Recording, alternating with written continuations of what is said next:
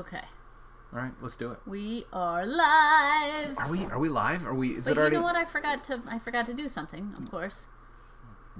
What's that big purple box? This tells us to turn on the autofocus or not. I guess it's okay to I think not it's have okay. it. I think that the camera is intelligent enough to know that this is where it should focus. Well, the reason why I'm going to tell it to autofocus because I want to show you something. Oh, do you have a plan? I do have a Thank slide. It's goodness. It's not on the agenda. Good, though. because the agenda is woefully thin today, you guys. I've got some bad news. Oh. You guys are going to have to rise to the occasion today. Yeah? The strength of today's program rises and falls with your ability to dig deep inside yourselves and be interrogative. All right?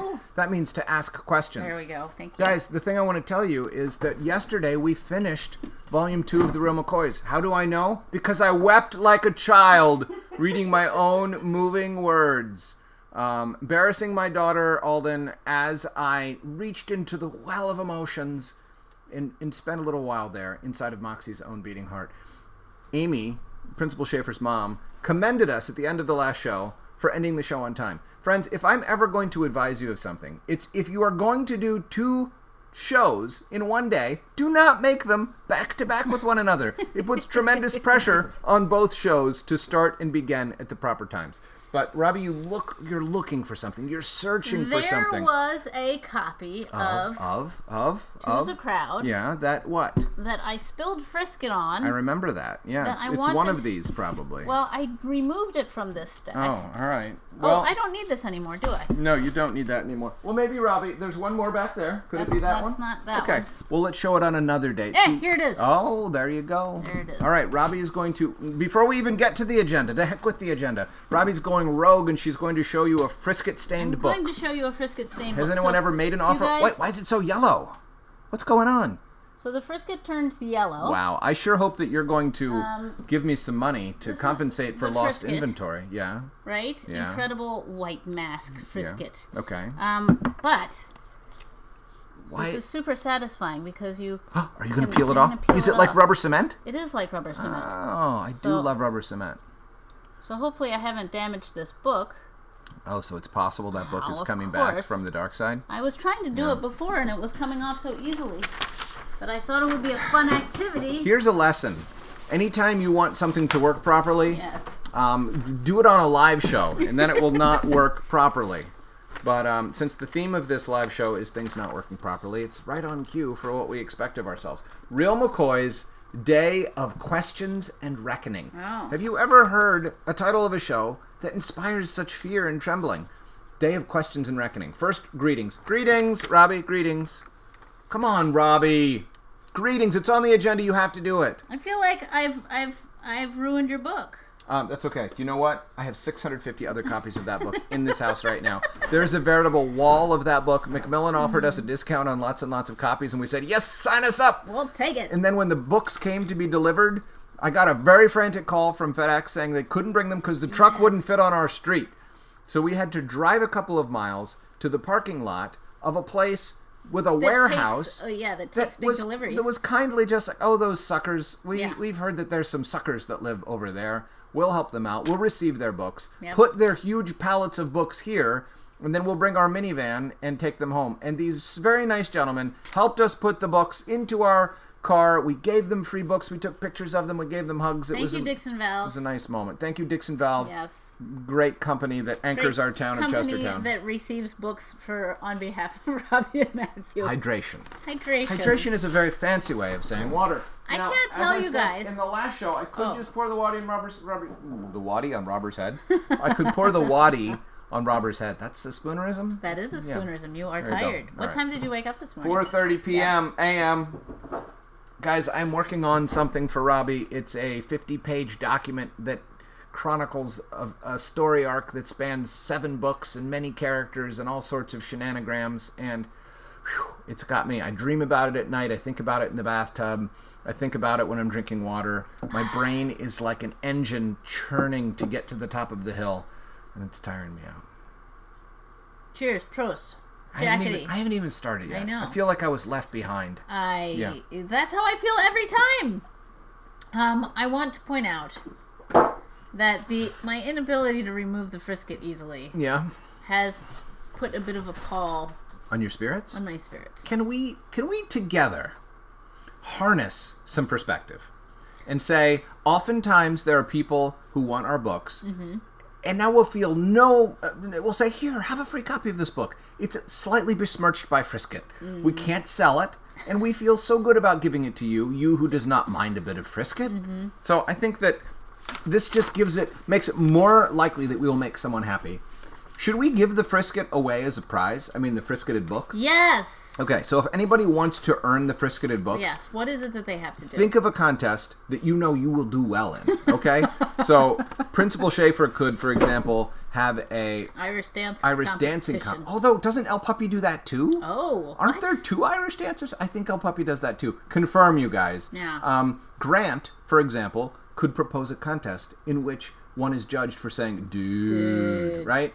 Amy could judge a contest in which one is judged for giving Grant a look when he says dude. So we each have our specialty. What does that say? Dire threats. All right, this is the thing, you guys. We finished reading a novel yesterday. You all listened to the novel. I want you to ask us questions about the real McCoys, about making the real McCoys, about where certain ideas for the real McCoys came from, about working together to make a book, about writing a novel, about editing a novel, about illustrating a novel. You guys, ask us questions now. Or we're going to end this show at 1:40 p.m. What? Yes. Dire threats. Dire means so serious. Yeah. Things that are dire, you can't shrug off. You can't say, they don't mean that. We mean it. Ask us questions or there is no show. We will not read the jokes. We will not give you any joy. I would like to say, Matthew floated this idea to me earlier, that we would end the show. We will end the show. If people do not ask questions. If people do not ask us questions. And I said to him, that seems silly. We will end the show. Have you ever seen the movie Star Wars, where they blow up a planet with the Death Star? Yeah. They're like, done with that planet. Yeah, but then the movie keeps going. The movie keeps going, but that planet doesn't. It's Every gone. It's movie. Gonzillo. In this metaphor, the show is the planet, not the Star Wars, okay? The show is Alderaan, which is where Princess Leia is from. That's why it's so sad. And it would be so sad if this show ended, because no one asked any questions. So I do not see any questions popping up over there. They have precisely 2 minutes left. There's a little bit of a lag. There's a 20-second lag. I asked this at least 2 minutes ago. I'm getting very, very concerned about the future of this show and the future of your afternoons. If this show ends, your afternoons will become sad, bleak wastelands of nothingness. Do you want that to happen? Ask questions for yourselves, if not for us. Kato thinks he just asked a question. I don't see it. I don't see a question, Kato. No, I do not see a question. There is no question. There is no... but the Loeb Conroys have figured out how to see the chat on the TV. Well, that's cool. But that's not a question! All right, here we go. What does that say? Taylor Ham... Tracking update. Okay, so you guys, I'm going to be distracted for a minute by checking my phone to see what we might know about the arrival of the Taylor Ham. My friend Michael said that the Taylor Ham would arrive today. There's a special Taylor Ham app that tells you about your Taylor Ham status, scheduled delivery, 5/13/2020 by the end of the day, on FedEx vehicle for delivery, having left Seaford, Delaware. You guys, I've seen this same alert like 5 times now. I want a more minute to minute. I want to know whether my Delaware ham... El Puppy is making up for lost time by repeating the same question again and again. El Puppy, I think you knew from context that I wanted you to ask a real McCoy's related question, not a question related to my favorite color. Wait, is that true? I don't think I clarified. I don't think you clarified. All right, so my favorite color, El Puppy, you've made me upset enough that I'm taking off my flannel shirt. Wow, you're hot. Yes, this is why they call it hot under the collar. Yeah, I'm going to take off. I've got my Flying Pig shirt on. All right, you guys, my favorite color is a rich midnight blue. It's called Moscow Midnight. It is the color that I painted my office wall, and it is the color of the nighttime, right before the pitch blackness, but maybe the color of 10 o'clock p.m. in the summer, when you can just see the stars popping out, and if you're in the forest, you just barely see the silhouette of the trees against the night sky. It's a calming and beautiful color for me. That is my favorite color. I also love deep forest green. I like the two of them together, perhaps. If I had to choose to live in a world with 2 colors, it would be those 2 colors. If I had to choose to live in a world with no day or no night, I would choose no day. I would choose for it to always be night. I love the nighttime. The daytime to me is a trial to be endured. Yep. I like the night because I'm unconscious during the night. Do I see other colors over here? Yeah. Okay. No. Yeah. I don't know who you were asking who your favorite color was. If you were asking us. Yeah, of course she was. My favorite color is red. Red. But. Yes. It's really this kind of red. Tomatoey red, not cherry red. But don't you like an even richer red than that? Yeah? I like this red. Okay, cool. I do. Which is why you were so happy that your first novel was that color. I know. Yeah. I don't like a cherry red. Okay, Robbie, we get the... I just want to be clear that they are very different. They have very different attitudes. Okay.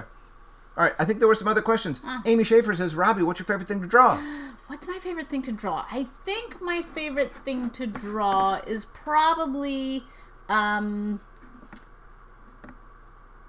animal of some sort that is not familiar enough that people look at it and they're like, that's not what a giraffe looks like.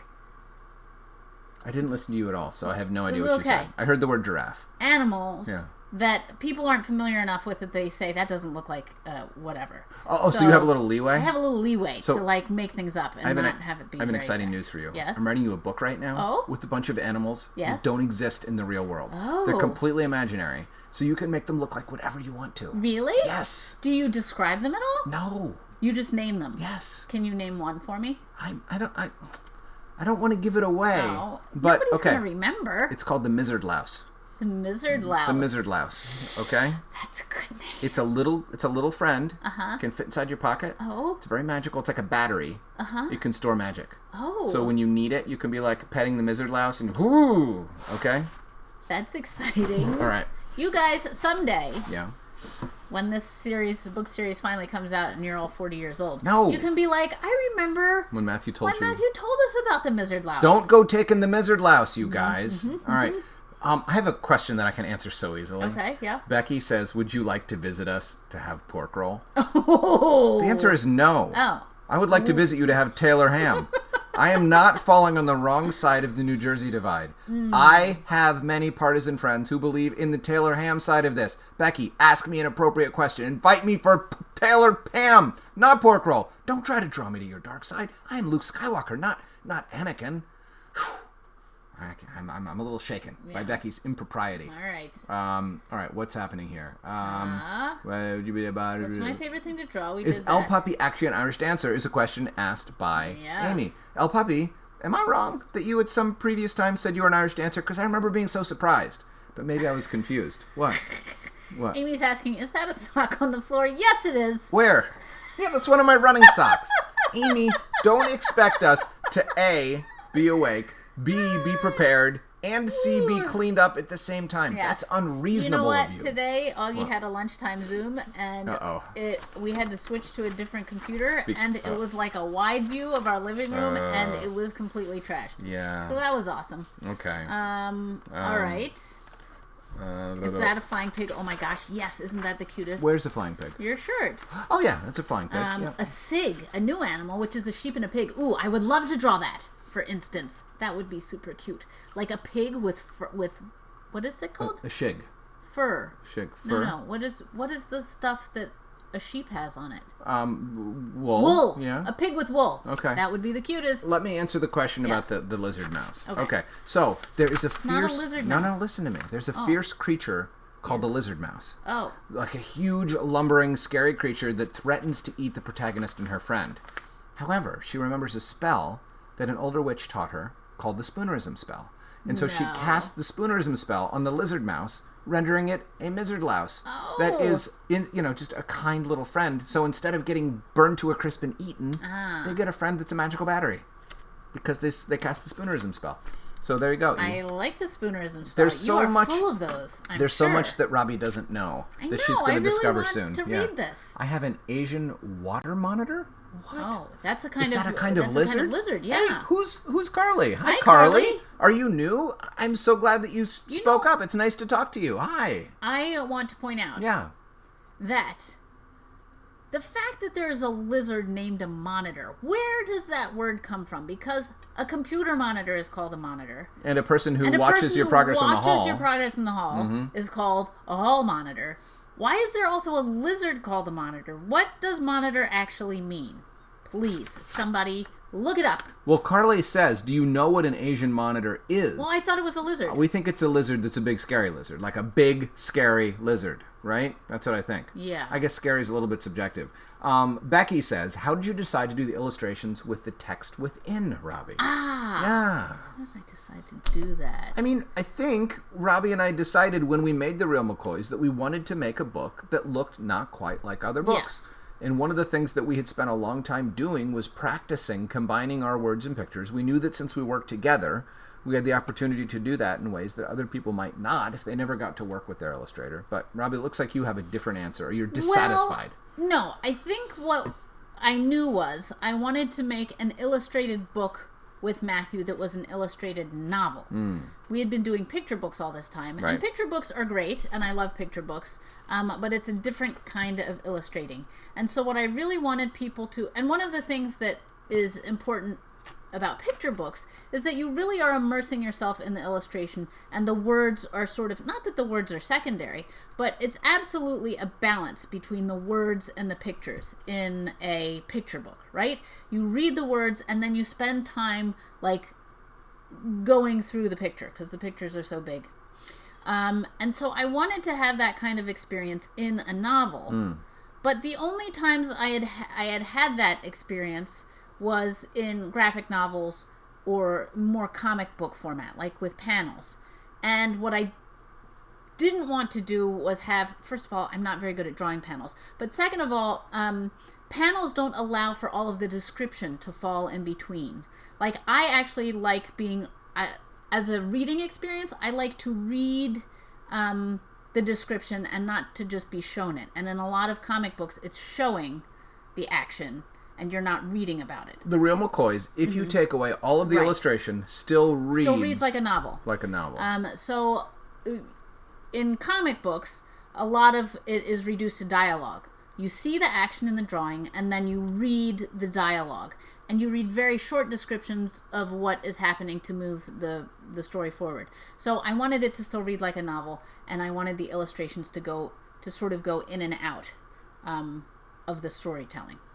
So that was the general idea. And it really wasn't until, actually, if you read book 1, you will see that the handwritten copy, when I take a word and I draw it out into a picture, it's a lot less sophisticated than it is in book 2, and even more so in book 3.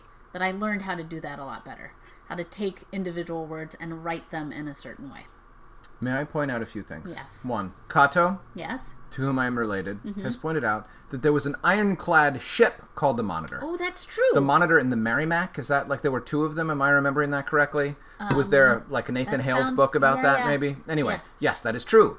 There was a ship called the Monitor. Our friend asks, have you finished reading book 2? We have. We did. We are going to start book 3 Yes. tomorrow. We just wanted to have a little buffer Yeah. because the end of book 2 was so emotional. Yeah. I just need a little time to recover. Yeah. Yeah. And for Moxie to have a little rest and, get caught up on things. She's got some schoolwork to do before she dives into more mysterying again. What do we have? We have... Oh, Puppy does ballet. Oh, okay. And her cousin's Irish dance. Yes. Okay. Has anyone come up yet with a contest that they would like to propose that they are particularly predisposed to win? To win book 2. I mean, you might already have book 2, which case... I'm going to answer my own question. Oh. What was the original name of this series, Matthew? Well, let me tell you, Matthew. The original name of this series was As Herman Sees It. Okay? Originally, this book was narrated by the little brother in the first person. His name was Herman, and his big sister was named Maggie. Okay? So when we sold this book, meaning we said to Aaron Stein, our editor at Macmillan, hey, do you want to publish this book? They were named Maggie and Herman, and it was not called The Real McCoys. We'd never heard of that before.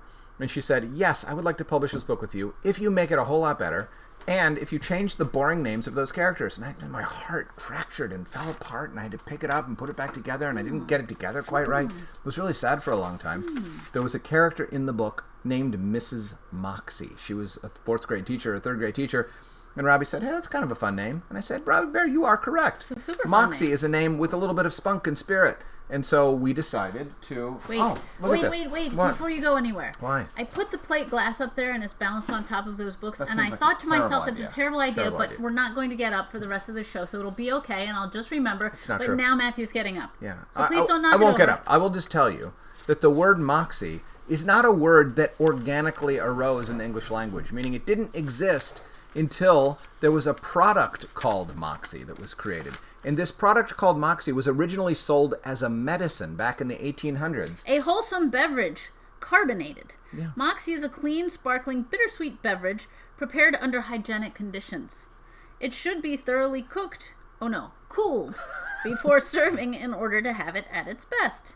So this was sold a whole long time ago. This is actually one of the original bottles of Moxie, okay? You can see this is so old. It says more palatable if served cold. They're really selling the ice. This bottle is so old that it's blown glass, you guys. You can see that this was actually blown. It's not seamed together like a lot of glasses. You can see the air bubbles in it. This is a super antique. A friend of ours found this at an antique store and called me, and I said, yes, buy it, and I will pay you back. So anyway, this was from Lowell, Mass. Moxie was originally bottled in New England. It is still a soda that you can buy today in specialty soda shops. It is not a flavor that everybody likes. So that's why in book 1, Moxie's mom gives it to Moxie's dad as a test. It is the perfect blend of bitter and sweet, just like Robbie Bear. There might be a little bit of biographical something or other in writing that particular. You gotta take both parts of the Robbie equation and like how both of them taste. Robbie is All right. better on ice, too. Robbie, She's I don't know. super cool. She is super cool. So anyway, it was originally called As Herman Sees It. We changed the names to Moxie, and then we chose an alliterative name. It's still sort of fussy old man name in Milton. They were Moxie and Milton. And we didn't know what their last name should be, and we didn't know what the series should be called. I thought it should be called The Mostly Defective Detective Collective. Because what fun is that? That is fun to say. Right? But not if you're a librarian. No, Aaron's... And all of the kids are saying, can we get The Mostly Defective Detective Collective? And you have to type it out in your search all the time. That's yes. when librarians write you off as people who are too self-indulgent to even thinking very hard about all of the people involved. I wrote a list of 30 last names that begin with M, like Mulligan and Mixon and Murphy there were a lot of McPhee and McBride Moxie. So Erin, wise woman that she is, said, let's call it. We'll just make her Moxie McCoy. And we'll say it's the real McCoys, because the real McCoys McCoy is a phrase that means you're the real deal, you're great, you're something special. When you say you're the real McCoy, they're not talking about this book. So they're talking about something that was referenced before this book, the real deal, the genuine article. That's what that means. You're the real McCoy. We did not name our own series, you guys. A tall, powerful, majestic woman named Erin Stein did, because she's wise and she knows stuff. Yes. Anyway, that's how it works. We liked it, though. Oh, yeah, we liked it right away. Yeah, we were so very pleased with it. It After, a lot of fails. Yeah, sometimes we resist something and grow into it. Yeah. This time we were like, yes, that's it. But you immediately named Two's a Crowd without any trouble, right? That was... Yeah. And I named Wonder Undercover. I think it's really getting things started. Our new series, Cookie Chronicles. Oh, did we struggle to come up with the name for that. Yeah, we'll talk about that at some point. But it took a long time. And I was not sold on Cookie Chronicles originally. I wasn't either. And it was not until we started going to visit elementary schools and telling people the name and the kids going, ooh, and just loving it and responding to it so positively that I started to believe it. Now I've said it so many times. I know. I like the original one, though, too. Pretty soon, the covers of Cookie Chronicles Volumes 1 and 2 are going to be released, and we will debut them here on this show for you guys. We haven't showed you guys them No, already? we're not supposed to. They're not ready yet. Oops. Did we miss any questions? We're having a Well, little bit of agitating for jokes. Today is the last day to submit your homework, you guys, about chocolate. And as it stands now, I've had 2 submissions. It's going to be an easy contest. And everyone will be put in detention for all of next week. Yeah. We will never start reading the next book. The shows will be only 5 minutes long for the future, because we're just going to show up, scowl, and end the show. I am going to tell you that tomorrow... Our 2 of our children gave chocolate at the end of last week. Those weren't the 2. Right. Yes, there's 2 more. There's 4. But... to be honest, I'm probably not going to pick my children to win this. No, children will never win. Yeah. Sorry, children. Yeah. But I appreciate you're doing the homework anyway. Yes, that shows good character. You can be honorary winners. Yes. So I am, tomorrow, going to bring the Zesty Chocolate Cake recipe. I would like all of you to bake your zesty chocolate cakes, and then we will all eat them together on Friday. That sounds like a good idea. For our super fun end of the week party. Could we have everyone commit to making a zesty chocolate cake? I think that's too much of an ask. It's too much of an ask. Could anyone... If you can, bake a zesty chocolate cake and have it with us on Friday. Anyone who bakes one, yes, send a picture of your zesty chocolate cake to me, along with the audio files of you going, ooh, ooh. Okay, I'm expecting great things from you guys and your chocolate research. You have so much homework. You get to it. Well, I haven't given you the zesty chocolate cake recipe.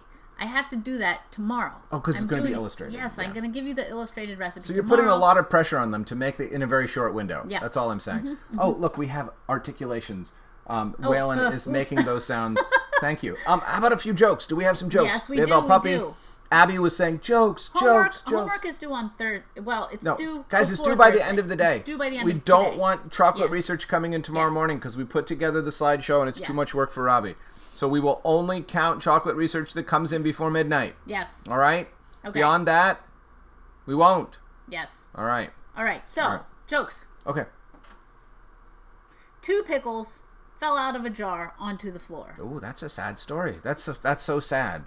What did one of them say to the other? Sweet. No. No? Because he's a sweet pickle. No. That's your bread and butter, baby. No. Why are you fixated on them being bread and sweet pickles? Well, those are just types of pickles. That's not the natural... Well, what do you say with dill? You dill hole? What? What? Dill with it. Dill with it. I wouldn't have gotten that. Don't act like I should have gotten that. Don't act like I should have gotten that. I like it. All right. Dill with it. All right. Dill with it, sweet. Nope. All right, let's do it. Nope. What's next? Okay, how do you talk to a giant? Very carefully. Yes. Very politely. No. With a megaphone.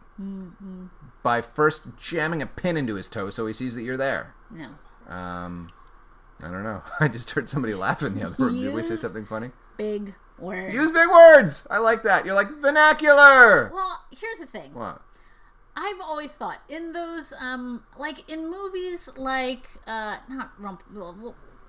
the main characters are tiny. Yeah. Like when they're mice. Like how in the world or does their voice get heard by the big characters? No, my question is, they always act like the big characters are way louder. They're always like, they would be way louder. Of course they'd be louder. No, the sound that they make is the same whether you're a tiny set of ears or a large set of ears. Wrong. Think about a tiny little piano and what it would sound next to a big piano. It's about the vibration and the size of the membrane that's vibrating. You're absolutely dead wrong. Something huge makes a bigger sound than something small. I'm sorry. Okay. Wait, though. If you're a mouse. Yes. And I am talking to you. You're not hearing it thunderously louder because you're a mouse. Your ears, still, the sound that I'm making is still the same volume, whether you're a tiny mouse or whether you're another human being. Tiny mouse ears are tuned to pick up tiny sounds. That's not wrong. Big booming sounds. Dogs have better hearing than we do. They have better hearing, and their ears are much bigger than mice ears. But is that because, that's not because, I guess what I'm saying is, the sound that the thing makes is not bigger, is not louder. No, but sound is just wavelengths, and it's how the wavelength strikes the receiving membrane. This is probably the most boring discussion, and I'm sorry that I'm not winning. Because you're not winning. You are losing hard. This always makes me frustrated in movies where there's some creature crashing through the woods, as if it is super loud and it's just a person. I have bad news for you. I know. In Gently Fierce Book 3, there are giants, and you're going to have to deal with it. I can understand that the giants, like when their footsteps land on the ground, it's louder because they're heavier. Shakes the ground. But should we move on to are the next they joke? talking louder I would like to than move on. regular people? I would like to, yes, so much louder. Boomingly louder. Why? All right, so Robbie, if you have a bell on your desk, a little hand bell, is it going to be louder than the church bell that's this wide? Come on now. Things that are big make bigger sounds. I'm sorry. I mean, if anyone would like to back me up with actual physics, but this is just... All right, what's the last joke? Poor Robbie. We'll argue about this afterwards. I'm still confused about it. Why is the obtuse triangle always so frustrated? Because it's... because it's obtuse. Is funny because that could be the answer. Obtuse is another word that actually means because it's never right. Yes, because it's never right. It's never has a right Very angle. Good. Yeah. Okay. So an obtuse triangle is one that has a wide angle. But But obtuse... the word obtuse also means... someone who can't understand. Someone who's sort of thick-headed. I was just being very obtuse about the I don't know if you were or not. I could be wrong. I could be totally wrong, but to me it makes so much sense. That a huge bell makes a much bigger sound. Your bell argument does... Yeah. But yeah. But... Yeah. Okay. Let's finish the jokes and end the show. And you and I will keep talking about this later. Because nobody else cares, I don't think. But you know what? When you have your own show, you can talk about whatever you want. And you guys can just choose not to show up tomorrow. Yes, exactly. If you're offended, you can vote with your feet. You can be like, these guys don't know how to do a show. It's terrible. They made me provide the content. They threatened me today. They tried to manipulate into me making cakes. I mean, I'm sorry, guys. You're right. You're right. We're terrible at this. It's okay. All right. We agree. All right. This is one... Okay. Was there another joke? There's another... We gotta wrap this up. Oh. Yeah, okay. What is a strawberry's least favorite dance? The jam? Oh! The jelly? That was good. The jam? Okay. It's in the same vein. The preserves. The PB and J. I don't know if you're gonna get this. Okay, what is it? The dip. Like chocolate dip. You dip strawberries in chocolate. I think the jam was good though. Yeah. But I like the dip too. Okay. All right. Okay. All right. Yeah. I think that's it. Well, I haven't seen what everybody's been at the end here about. I have to agree with Matthew this time. Oh, thank you, El Puppy. Yeah. And you know what?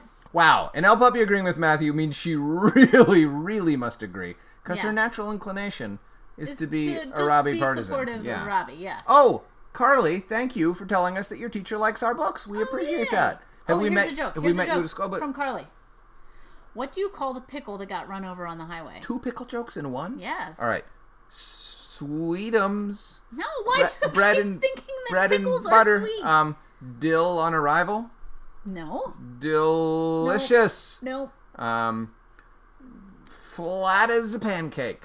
Nope. Dilapidated. Oh, good. Yeah, no. Dilapidated means sort of broken down. Okay, so. But no, road dill. Road dill. Oh, Carly, I like you. I like the way you think. I like the way you joke around. All right. No, might tomorrow be the final chocolate homework day. If it's like super early in the morning, then I can do it. Right now, it is 2 o'clock in the afternoon. You have so many hours to get your homework in. Don't ask for an extension. Look here. G-Puppy says sound is the sound. What? Sound is sound. Yes, it doesn't get louder because you're a smaller creature hearing it. It's not that it gets louder. It's that your little membrane for receiving the sound is so much smaller that a big sound has a disproportionate impact on it. Really? Yes. Okay. Ay. Augie recommended a hugging contest, which he would definitely win. He would totally win. Yeah. Augie, you already won even by suggesting it. Augie, you can have the copy of this book if no one else claims it by suggesting another contact and rendering you illegible because you're related to us. You only get to win if there's no other contestants. All right? And you already own this book. You're not eligible. We love you. In fact, but you won. have 200 copies of it downstairs. 650 copies. All right. Copies you have won this contest, though. Here's an update. Oh. It's dry. Robbie's going to paint this Coco. tomorrow. I'll paint that tomorrow All on right. the show. All right, Coco. Bye, guys. Goodbye, friends. This has been delightful. Yes. Delightful. Delightful. Robbie. And also sweet and crunchy. Robbie, what would this show be if it were a pickle? Delightful. No, sweet. I mean sweet. bread and sweet. Bread and like butter. Ooh. Okay. Everybody's telling us. What? We're way over. We are way We've been over. getting updates. Hey, so what are you still doing here, huh? Get out of here. Bye. All right. Bye, guys. This has been fun. Oh. Bye. Oh, push the button, Rob. I tried Push it better this time.